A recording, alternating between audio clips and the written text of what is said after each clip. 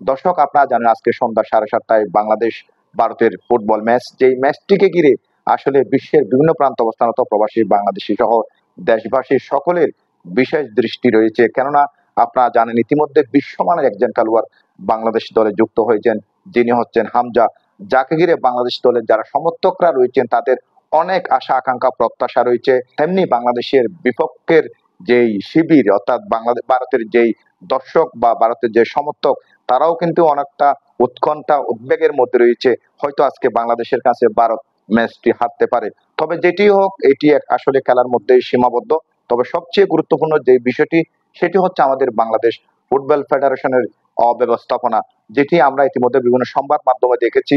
Match শুরু হওয়ার আগে বাংলাদেশ দলের জার্সি নিয়ে দলের মধ্যে হযবরল একটি অবস্থার সৃষ্টি হয়েছে, যেটি নিয়ে বিভিন্ন সংবাদ মাধ্যম ইতিমধ্যে সংবাদ পরিবেশন করেছেন।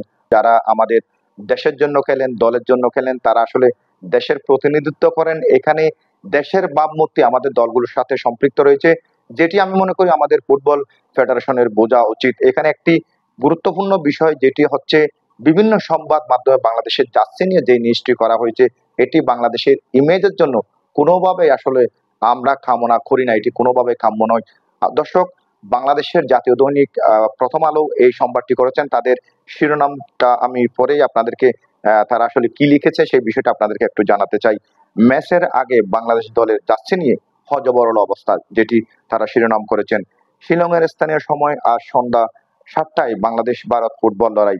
বাংলাদেশ সময় সন্ধ্যা 7:30 দক্ষিণ এশিয়ার দুই প্রতিবেশী মুখোমুখি হবে এশিয়ান কাপের বাছাই পর্বের প্রথম ম্যাচে। তার আগে বেলা আজ 1টায় জার্সি নিয়ে বাংলাদেশ দলে বজকট অবস্থা। বাংলাদেশ দল 24 জন খেলোয়াড় নিয়ে এসেছে শিলংয়ে। নিয়ম অনুযায়ী 23 জন খেলোয়াড়ের নাম জমা দিতে হবে। ওই 23 জনের জার্সি নম্বর হতে হবে 1 থেকে 23। ক্লাব ফুটবলে কেউ 80, কেউ 99 ইত্যাদি নম্বর নিয়ে খেললেও জাতীয় দলের বেলায় সেই সুযোগ নেই। জাতীয় দলে 1 থেকে 23ই চূড়ান্ত। শিলং আসার পর বাংলাদেশ দলের 24 জন থেকে প্রথমে বাদ পড়েন মিডফিল্ডার সোহেল রানা জুনিয়র। পরে সেই সিদ্ধান্ত বদল হয়। সোহেল রানার বদলে বাদ পড়েন ডিফেন্ডার শাকিল হোসেন। শাকিলকে বাদ দিয়ে 23 জনের নাম জমা দেওয়া হয় গতকাল ম্যানেজার্স মিটিংয়ে। কিন্তু গতকাল রাতে মিডফিল্ডার সৈয়দ শাহ কাজেম কিরমানির কুচকুচিতে চোট ধরা পড়ে। ফলে আজ সকালে তাকে বাদ দিয়ে শাকিলকে নেওয়া হয় এবং নতুন করে জমা দেওয়া হয় 23 জনের নাম। আর এতে জার্সি নিয়ে তৈরি হয়েছে জটিলতা।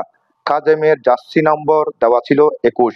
এখন যেহেতু কাজেম 23 জনের দলেই নেই, কিন্তু 21 নম্বর তো অন্য কাউকে দিতে হবে। সেই অন্য কেউ হলেন স্ট্রাইকার আলামিন, যার জন্য আগে বরাদ্দ ছিল 16 অথবা 9। এখন 16 নম্বর পাচ্ছেন সোহেল রানা জুনিয়র ও 9 পাচ্ছেন শাহরিয়ার ইমন। দল চূড়ান্ত হওয়ার আগে কোচ একই জার্সিতে অন্তত 2 জনের নাম প্রাথমিকভাবে দিয়ে রাখেন। কিন্তু জার্সির পেছনে নাম থাকতেই যত সমস্যা। 21 নম্বর জার্সি থেকে এখন শাহ কাজেমের নাম তুলে লিখতে হবে আলামিনের নাম, অথবা আলামিনের নামের আগে জার্সিতে দেওয়া নম্বর তুলে এখন সেখানে 21 বসাতে হবে। ম্যাচের দিন কি এসব করার সময়? খুব দলের সংশ্লিষ্ট একজনের। আজ দুপুরে টিম হোটেলে এ নিয়ে ব্যতিব্যস্ত ছিলেন সংশ্লিষ্টরা। টিম সহকারী মহসিনকে দেখা গেল ব্যাগে জার্সি নিয়ে হোটেলের বাইরে যাচ্ছেন আলামিনের জার্সির পেছনে পরিবর্তিত নম্বর লাগাতে। সেই নম্বর আবার অন্যগুলোর মাপ মতো হতে হবে। কোথায় কিভাবে এই কাজটি প্রিন্টিং করা হবে চলছিল সেই খোঁজ। দল সংশ্লিষ্ট একজনের প্রশ্ন, 23 জন কেন আগেই চূড়ান্ত করে আনা হলো না? কেনই বা জার্সির পেছনে নাম? তিনি বলেন, কে বাদ গেল না গেল সেটা বিষয় না, ব্যাপার হলো দলের ভেতর থাকা নানা অব্যবস্থাপনা। কোচ সিদ্ধান্তহীনতায় ভোগেন, যখন তখন সিদ্ধান্ত বদলান।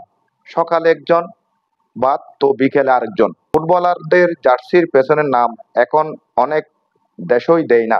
বাফুফের সভাপতি হিসেবে কাজী সালাউদ্দিন চাইতেন জার্সির পেছনে নাম দিতে, যাতে সংশ্লিষ্ট খেলোয়াড়কে লোকে চেনে। সেই দ্বারাই চলছে এখনো। কিন্তু নাম ছাড়া জার্সি নিয়ে এলে এই সমস্যা হতো না বলছেন নাম প্রকাশ অনিচ্ছুক দল সংশ্লিষ্ট একজন। তবে তিনি বলেন, 24 জন নিয়ে আসার একটা সুবিধাও পেয়েছে বাংলাদেশ। কাজেম স্যুট পরাই তার বিকল্প নেওয়া গেছে। যদিও আজ 23 জন তো আর খেলবে না, বদলিসহ 18 জনের নাম দিতে হবে ম্যাচের জন্য। দর্শক, প্রথম আলোর এই সংবাদটি আমি যেভাবে তারা লিখেছেন সেভাবেই আপনাদেরকে পড়ে শুনিয়েছি। তবে যেহেতু বাংলাদেশ দল, বাংলাদেশ ফুটবল ফেডারেশন তারা দেশের প্রতিনিধিত্ব করে, তাদের সাথে দেশের যেই ইমেজ, যেই ভাবমূর্তি সেটি সম্পৃক্ত। সুতরাং এই বিষয়টি তাদেরকে ভাবতে হবে। দর্শক, ভালো থাকবেন, সুস্থ থাকবেন। কোনো না কোনো বিষয় নিয়ে আবার আপনাদের সাথে যুক্ত হব সেই প্রত্যাশা করছি। দর্শক, শেষ করার আগে বাংলাদেশ দলের জন্য শুভকামনা করছি।